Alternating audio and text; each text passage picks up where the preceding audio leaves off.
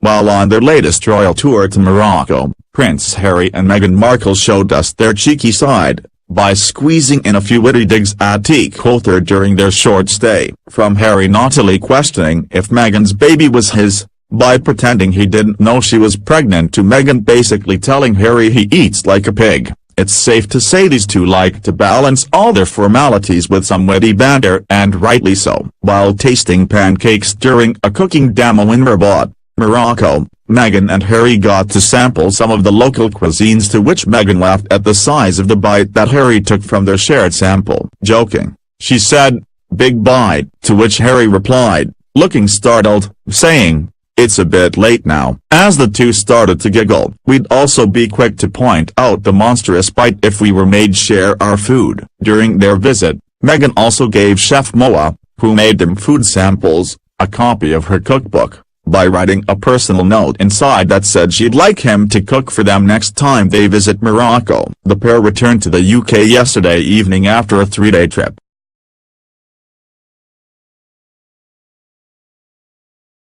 Kate Middleton's down-to-earth mentality, coming from her close-knit family upbringing, is the aspect of her character that Prince William finds appealing, and it comes in contrast to his royal life with Prince Charles and Princess Diana, a royal biographer writes. Kate Middleton and Prince William are now the proud parents of Prince George, Princess Charlotte, and Prince Louis, with rumors even suggesting the happy couple may be planning for a fourth royal baby. After their spectacular 2011 royal wedding, the Duke and Duchess of Cambridge are going from strength to strength and seem very much in love. Royal author Marcia Moody reveals one of the aspects of Kate's character that William finds so appealing. In her 2013 book Kate, a biography, Ms. Moody writes about how the Middleton children were brought up in a down-to-earth and outdoorsy family environment in the Berkshire countryside. She also notes how Kate, Pippa and James Middleton were taken on camping holidays to the Lake District every year. She writes, "It sounds like the stuff of fiction, but this was Kate's childhood." Later on, this way of life must have been very attractive to the young William when they were getting to know each other. Although his parents strived to create a warm and loving environment for their sons, and often succeeded, they were a couple at war, and it would have shown. The Middleton upbringing was close, stable and simple.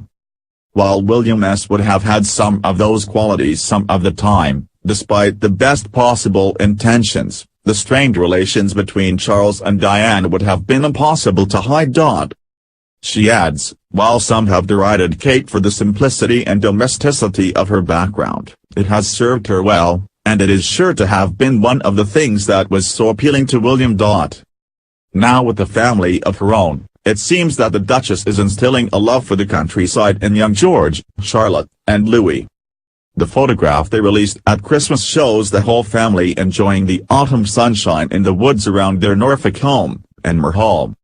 The Duke and Duchess are well known to love the countryside around their home near Sandringham. Some royal experts have asserted that it is Kate's dream home and she prefers it to the bustle of London.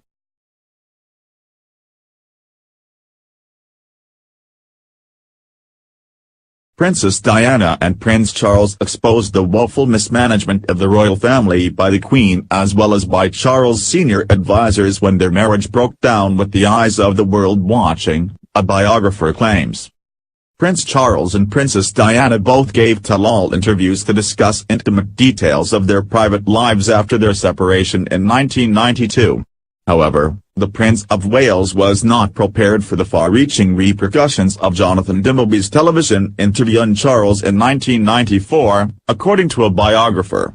Tom Bower claims in his 2018 book, Rebel Prince, The Power, Passion and Defiance of Prince Charles, how TV producers wanted to raise the Camilla question as, at the time, the relationship had never been officially confirmed.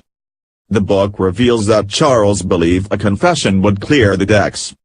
In the interview, Mr. Dimblby asked, "You were, because of your relationship with Camilla Parker Bowles, from the beginning persistently unfaithful to your wife, and this caused the breakdown?" Charles responded, "I was faithful until it was clear to me that my marriage had irretrievably broken down. Mr. Bauer writes, he, Charles, then admitted his adultery, denied that he was considering divorce, and insisted he would be king. According to the biography, the public was aghast after the documentary was broadcast.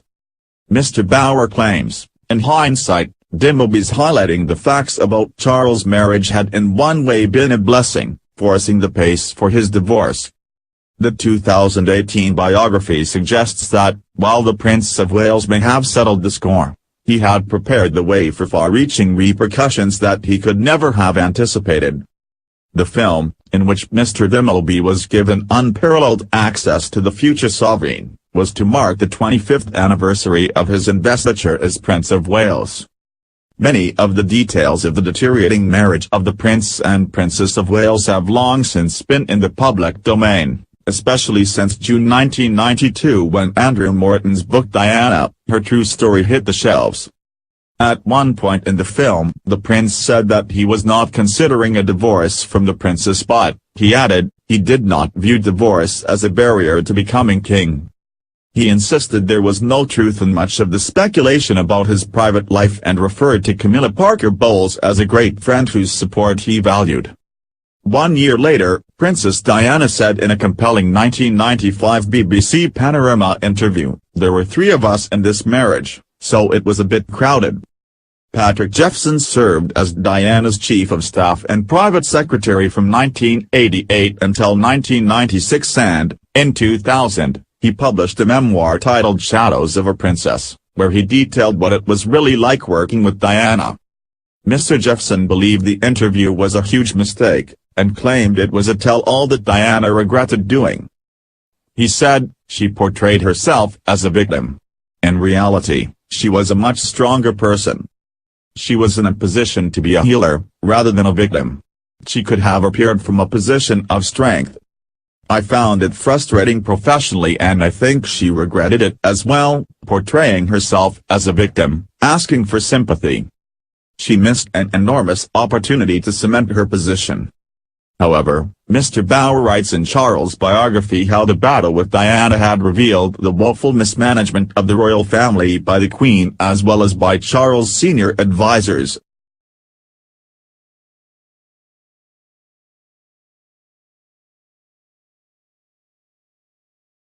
Meghan Markle could soon stop attending to her royal duties as royal commentator. Angela Mollard suggested the Duchess of Sussex may be further along than previously expected. Meghan Markle in January revealed she was 6 months pregnant, suggesting her first child will be born sometime in late April. But royal insider Angela Mollard claimed footage from her recent visit to Morocco suggests the Duchess of Sussex may be further along in her pregnancy and could welcome the royal tots sooner than expected. Ms. Mollard also said Meghan is on track to put an end to her royal duties to focus on last-minute preparations for the arrival with husband Prince Harry. Speaking to the morning show, Ms. Mollard said, "I think it will be pretty much after this. The fact is she's come back from New York. This is only a short, 3-day trip and she's back to London and I think that will be it. There could be occasional things, but I think she looks a bit further along than 7 months." The Australian commentator is not the first to suggest Meghan Markle will have her first child earlier than predicted,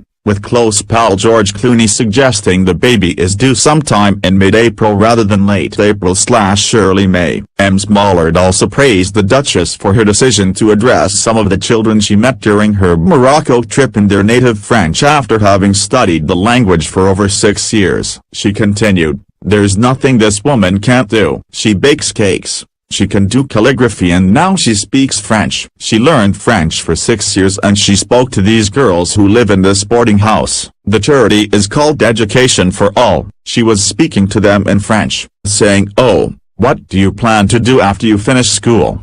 Those sort of things, very impressive." Harry, of course, can't say a word in French so Moroccans were more impressed by her. Meghan Markle last week attended a baby shower thrown in her honor in New York by some of her closest pals, and leaked image from the celebrations have sent royal fans into a frenzy of speculation about the sex of her baby. An Instagram fan account for the Duke and Duchess of Sussex posted what it claimed is a video clip from inside the event. Pink-colored decorations, Flowers and food led to speculation the child may be a girl. The Meghan and Harry supporters' Instagram account accompanied the video with the caption "Girl." The video clip reveals iced stork biscuits, cupcakes and elegantly stacked macarons. Also on display was a small white cake, complete with figures representing Meghan, Harry and a miniature pram. The wide array of flowers were later donated to Repeat Roses, who provide flowers to local charities. However, a royal source claimed the Duchess of Sussex told France she is due to have a baby boy. A source who is familiar with one of those that attended the baby shower allegedly told the Mail on Sunday that Meghan was telling guests the sex of her unborn baby. The source alleges that, regardless of the baby's gender, Meghan is determined to break from the idea of pink for a girl, blue for a boy, believing it to be old-fashioned.